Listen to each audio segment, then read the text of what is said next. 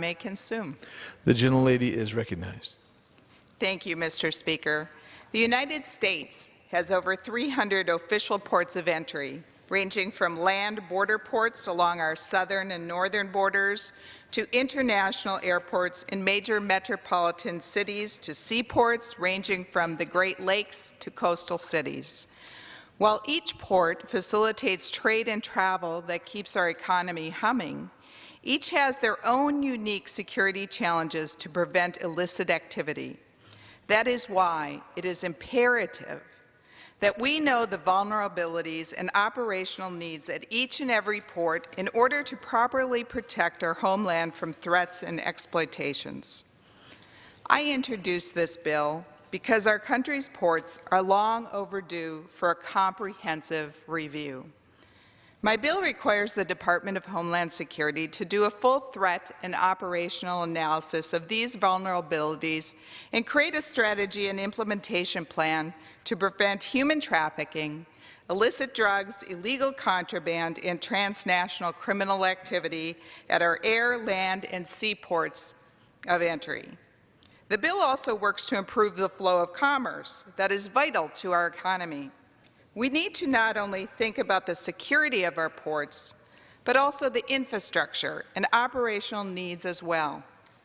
Ports of entry continue to be preferred location for transnational criminal organizations and drug smugglers to transport illicit drugs and contraband into the United States. In fact, between October 1, 2010 and March 31, 2018, Customs and Border Protection conducted more than 84 million non-intrusive inspection examinations, resulting in more than 19,000 narcotic seizures and 79 million in currency seizures. Many U.S. ports of entry were built 40 to 50 years ago. Therefore, they were never designed for post-9/11 security measures, technology, or increased volume of traffic.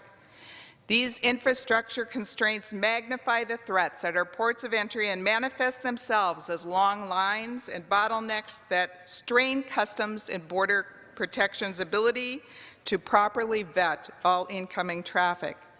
In addition, long lines and wait times delay trade and cost the U.S. economy millions of dollars every year in lost productivity.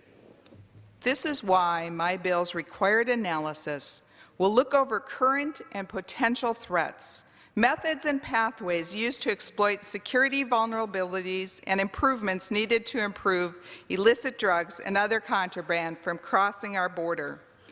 Following the analysis, my bill directs the Department of Homeland Security to create strategy and implementation plan to address the threats and operational inefficiencies identified. We need to fix these problems. We need to take action. Our ports must be brought into the 21st century. I am pleased by the support I have received on this legislation, and I specifically want to thank Chairman Brady of the House Ways and Means Committee and Chairman McCall of the House Homeland Security Committee for working with me to bring this bill to the floor.